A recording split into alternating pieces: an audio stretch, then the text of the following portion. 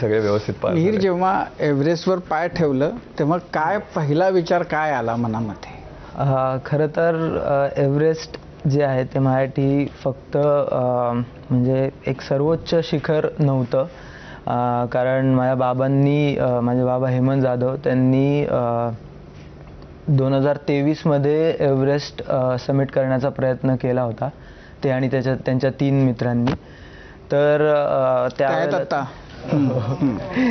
तर ते त्यावेळेला कॅम्प 4 पर्यंत पोहोचले होते आणि संध्याकाळी समिट पुशला निघायचं त्यावेळेला खूप जास्त वेगाने वारे व्हायला लागले आणि त्या रात्री त्यांना समिट करता नाही आलं, म्हणजे समिटला निघता नाही आलं.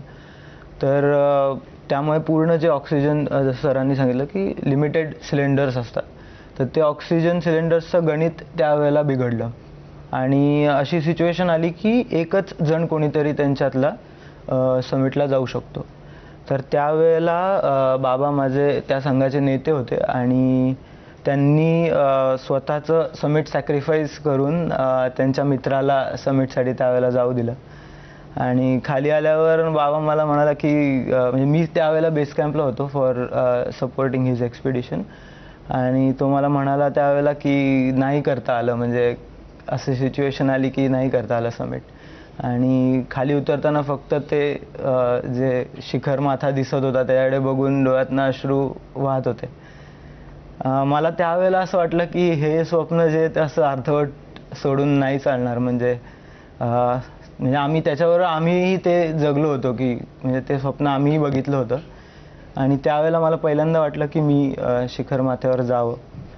ज्यावेळेला म्हणजे कॅम्प 4 पासून समिट अटेम्प्ट सुरू होतो आणि पहिला टप्पा बाल्कनी आहे, बाल्कनीवरनं साऊथ समिट जेव्हा दिसतं त्यावेळेला मला असं वाटत होतं की आता आपलं स्वप्न हळूहळू समोर येतं आहे आणि ते आता सत्यात त्याचं रूपांतर होतं आहे. तर हळूहळू आम्ही हिलरी स्टेप क्रॉस करून समिट रेंजवर पोहोचलो. 2 गोष्टी होत्या. माझ्या आयुष्यातला सगळ्यात सुंदर सनराईज मी त्यावेळेला बघितला.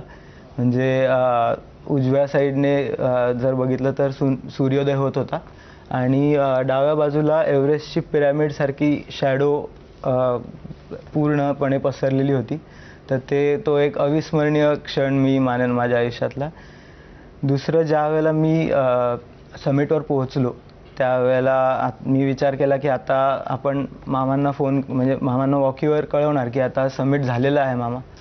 आणि मामा जेव्हा माझ्या बाबांना आणि आईला सांगतील की मिहीरचं समिट झालेलं आहे, तर त्यावेळेला त्यांना म्हणजे किती प्राऊड फील होईल माझ्याबद्दल. आणि तर त्या सगळ्या भावना माझ्या मनात होत्या त्यावेळेला. आणि भारताचा तिरंगा ज्यावेळेला आपण जगाच्या सर्वोच्च शिखरावर फडकवतो, तर तो जो एक्सपिरियन्स आहे तो शब्दात नाही म्हणता येणार.